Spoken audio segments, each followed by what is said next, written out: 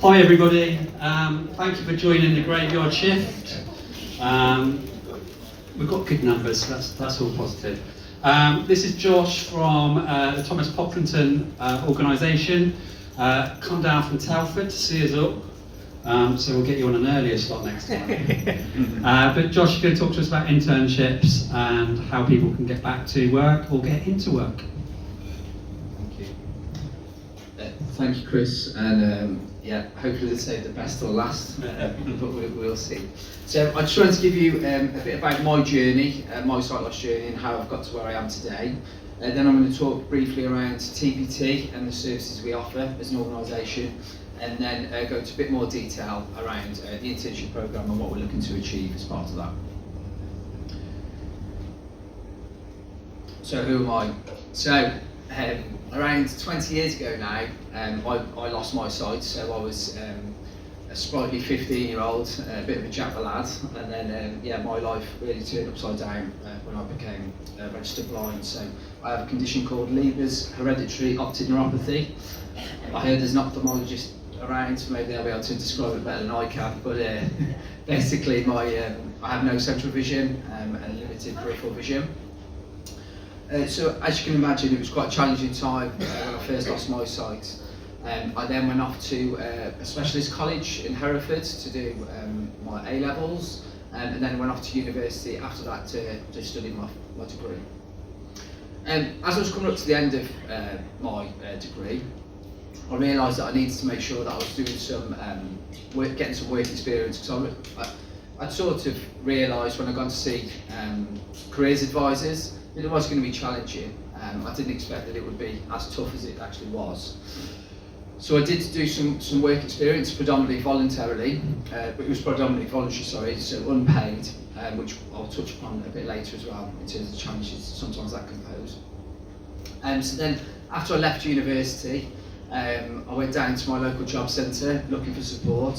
So I put on my shirt and tie, went down, took my CV, and then was welcomed by a job centre which didn't really understand sight loss, I suppose, and the first thing they saw was, well, my disability really, not my ability, as some may put it. So they instantly started talking about the benefits I could be applying for or eligible for, rather than actually taking interest in what I could be doing. So as you can imagine, that was quite disheartening really, and frustrating. And again, I started to realise this was going to be quite a troubling time really, trying to find work, and challenges were going to be coming quite often, in which they did so. So after I'd left the job centre, I started to seek out additional support. So I looked for my local society at the time, seeing what support they could offer. But I was consistently applying for jobs on a daily basis. And I would say, after I graduated from university, I probably applied for probably over 200 jobs. I was probably shortlisted for around 10 positions. At the time, there used to be a scheme that's been replaced now, but called the two-tick accreditation. Some in the room may remember it.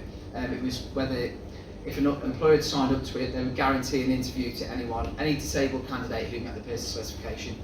I really don't think it was very well enforced, because I pretty much met the criteria for many roles. But the challenges came as well when I even got to interview, because I did have some work experience, but it was very limited.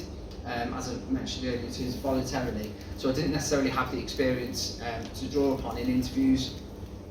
However, I was fortunate enough to get a position on a graduate scheme with my local authority, but again that was challenging as well enough, because they didn't even actually shortlist me to start with, so I actually had to advocate for myself and fight for that. I know we talked earlier about how important it is for advocacy for all people with sight loss to do that. And I suppose I had to learn that very young to advocate for myself and understand my rights and what I was entitled to.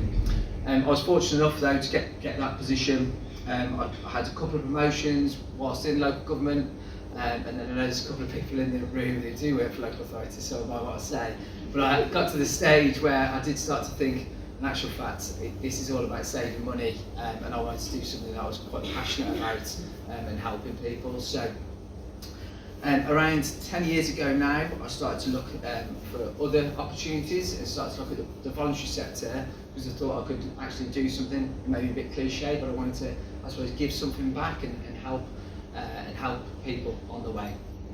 So I was fortunate enough to get a position at the RNIB and looking at improving rehabilitation services, so Department of Health funded project which looked at raising the standards of vision rehab, many of which many people in the room will probably access rehab services when they lose their sight or when their sight deteriorates. So it was something I was very passionate about in trying to improve the services that are offered for people.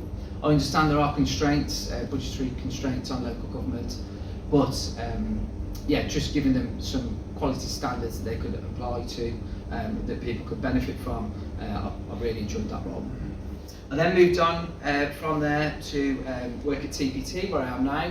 So around 6 years ago, I took a role in our engagement department, and I'll touch upon that shortly in terms of what we offer. But that was because I was very passionate about improving local services for blind and farsighted people in different areas. So whether that be in transport, in sport and leisure, in employment as well, in retail, because I recognise the services that I want to access are exactly the same as many people with sight loss in the community as well. So working with the organisations to improve them and make them as accessible as possible. So I thoroughly enjoyed that role.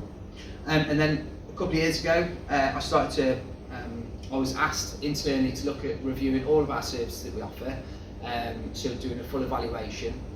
And as I mentioned as well, my lived experience of employment and on recognising the importance and the benefits that employment can provide, obviously I took a vested interest in that area of the work that we do. Alongside the employment work I do as well, I went down to part-time hours a couple of years ago. So alongside that, my passions, I just thought I'd make a quick note. So my children are a passion. I think